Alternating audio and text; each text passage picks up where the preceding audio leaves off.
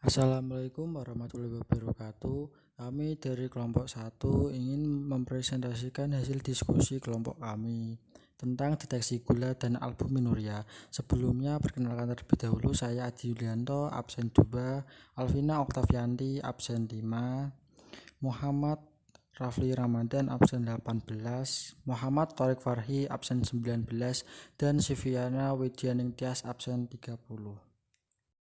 Prosedur simulator uji Benedik. Langkah pertama, tarik pipet yang berisi reagen Benedik ke arah tabung reaksi untuk menuangkan reagen ke dalamnya.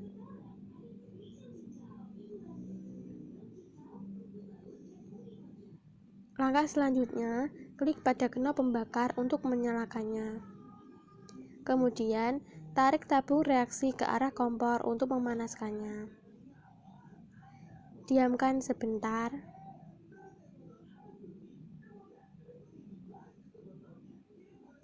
Klik pada icon informasi untuk melihat inferensi.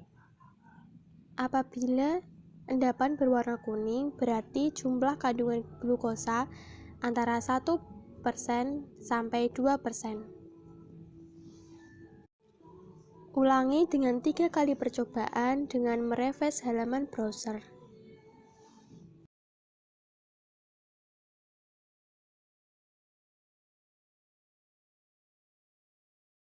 Prosedur simulator uji Fehling. Langkah pertama, tarik pipet yang berisi reagen A Fehling ke arah tabung reaksi untuk menuangkan reagen ke dalamnya. Kemudian, seret pipet yang berisi reagen B Fehling ke arah tabung reaksi untuk menuangkan reagen ke dalamnya.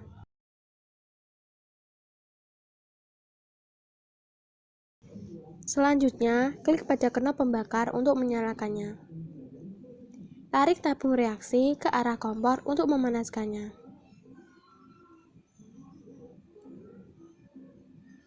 Diamkan sebentar. Kemudian, klik pada icon informasi untuk melihat inferensi.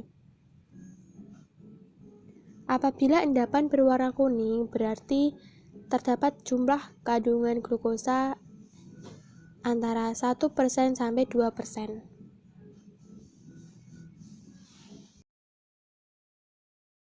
Selanjutnya, kami akan mempresentasikan hasil praktikum dari kelompok kami.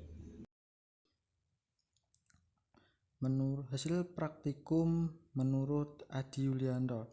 Uji Benedik percobaan pertama warna endapan kuning, jumlah kandungan glukosa 1-2%. Percobaan kedua warna endapan biru, jumlah kandungan glukosa tidak terdapat gula.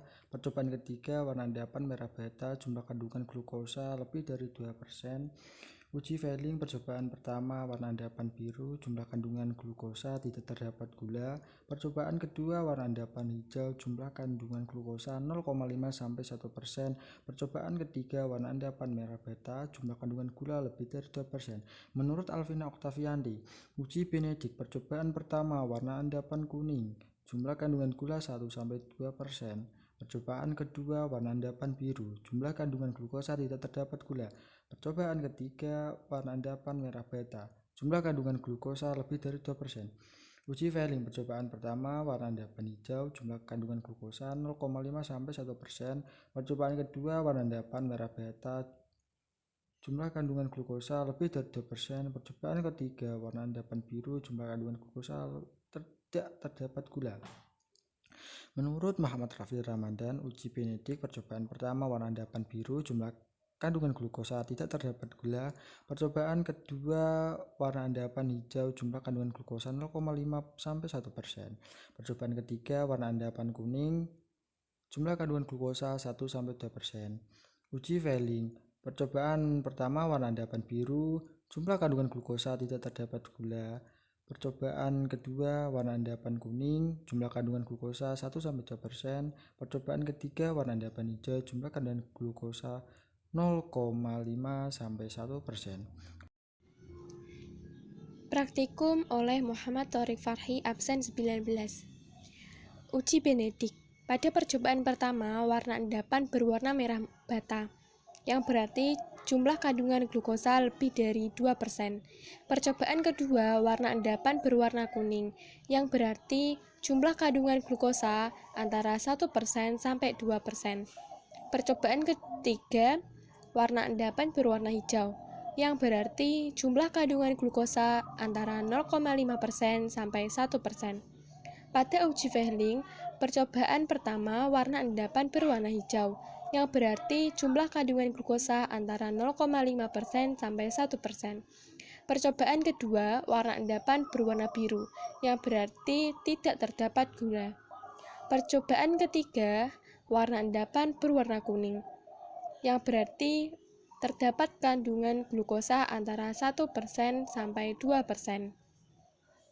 Praktikum oleh Siviana Widyaning Tias, absen 30. Uji Benedik. Percobaan pertama warna endapan berwarna biru, yang berarti tidak terdapat gula. Percobaan kedua warna endapan berwarna hijau, yang berarti jumlah kandungan glukosa antara 0,5% sampai 1%. Percobaan ketiga warna endapan berwarna kuning, yang berarti jumlah kandungan glukosa antara 1% sampai 2%. Uji Fehling. Percobaan pertama warna endapan berwarna hijau, yang berarti jumlah kandungan glukosa antara 0,5% sampai 1%. Percobaan kedua warna endapan berwarna merah bata, yang berarti jumlah kandungan glukosa lebih dari 2%. Percobaan yang ketiga, warna endapan berwarna biru, yang berarti tidak terdapat gula. Pertanyaan pembahasan 1. Berdasarkan data hasil uji Benedik dan Fehling yang disimulasikan, adakah sampel urin yang mengandung gula? Jika ada, bagaimana kalian tahu bahwa di dalam sampel tersebut terdapat gula? Jelaskan. Kesimpulannya, umumnya tes Benedik dan tes Fehling digunakan untuk menguji keberadaan gula dalam sampel urin. Berdasarkan data hasil uji Benedik dan uji Fehling, terdapat urin yang mengandung gula. Apabila urin yang mengandung gula, endapannya berwarna hijau, berarti urin tersebut mengandung gula 0,5% sampai 1%. Apabila endapan berwarna kuning, berarti mengandung gula 1% sampai 2%. Dan apabila berwarna bata merah, berarti mengandung gula 2% atau lebih.